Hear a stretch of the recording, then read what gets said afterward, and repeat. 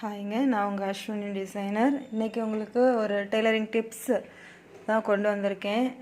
இது வந்து பிகினர்ஸ்க்கு மட்டும் இல்லை, பெரிய பெரிய டெய்லர்ஸு கூட அதிகமாக யூஸ் ஆகும். கண்டிப்பாக பிகினர்ஸுக்கு கூட இது ரொம்ப யூஸ் ஆகும்னு சொல்ல முடியாது.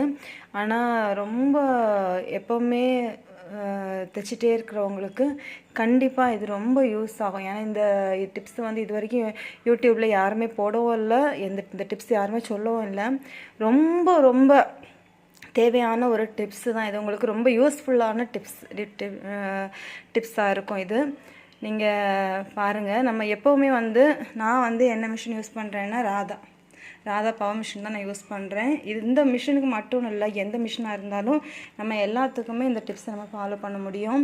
இப்போ பார்த்தீங்கன்னா நான் எப்போவுமே வந்து நான் தைச்சிட்டு இருக்கும்போது நெக்ஸ்ட்டு என்ன துணி தைக்க போகிறேனோ அதுக்காக நான் என்ன செய்வேன்னா, முதல்ல நமக்கு இந்த ராதாவில் பவர் மிஷின்லேயே எல்லாத்துலேயுமே கொடுத்துருப்பாங்க. எனக்கும் இதில் கொடுத்துருக்காங்க. நமக்கு பாபினில் நூல் சுற்றுறதுக்கான இது. நம்ம வந்து அதுக்கு முன்னாடி துணி தைச்சிட்டு இருக்கும்போதே நெக்ஸ்ட்டு அடுத்து தைக்க போகிற துணிக்கு இதில் பாபின் அந்த டைமே நம்ம போட்டு வச்சிட்டோன்னா நமக்கு ஒரே டைமில் இந்த பாபின் வந்து சுற்றி முடிஞ்சிடும்.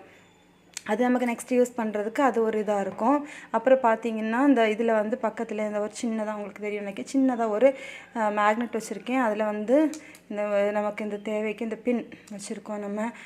இதுவுமே நமக்கு யூஸ் ஆகும். டப்புன்னு எடுக்கிறதுக்கு இது யூஸ் ஆகும். இன்னொரு முக்கியமான ஒரு டிப்ஸ் என்னென்னு பார்த்தீங்கன்னா, நூல் எப்போவுமே நம்ம வந்து நூல் போடுறது, இந்த நம்ம நூல் போடுறது எப்படின்னா, நம்ம இங்கேருந்து எடுத்துகிட்டு வந்து இந்த நூல் வந்து இதில் சுற்றி ஃபஸ்ட்டு இதில் சுற்றிட்டு, அப்புறம் இதில் வந்து ஃபஸ்ட்டு இதில் 2 இது ஹோல்ஸ் கொடுத்துருப்பாங்க. 2 ஹோல்ஸில் ஃபஸ்ட்டு ஒன்றில் போட்டு அடுத்ததில் போட்டு இது எஸ் மாதிரி வரும். அந்த மாதிரி போட்டு நெக்ஸ்ட்டு அதுலேருந்து இந்த இதில் நம்ம சுற்றி எடுத்து இங்கே கொண்டு வந்து இங்கே மேலே எடுத்துகிட்டு வந்து இதுக்குள்ளே இன்னொரு நமக்கு பார்த்தீங்களா, இதுக்குள்ளே எடுத்து இங்கே எடுத்து இந்த ஊசிக்குள்ளே மாட்டணும் போது ப்ரொசீஜர் எவ்வளோ நீளமாக போகுது பார்த்தீங்களா. ஒவ்வொரு இடத்துக்கும் நம்ம நூல் மாட்டுறது ரொம்ப டைம் எடுக்கும். இப்போ டப்புன்னு ஒரு துணி நம்ம மாற்றி தைக்கணும்னா உடனே திரும்ப நூலை எடுத்து மாற்றி வேறு நூல் போடுறது நமக்கு வந்து கொஞ்சம் கஷ்டமாக தான் இருக்கும் இல்லையா.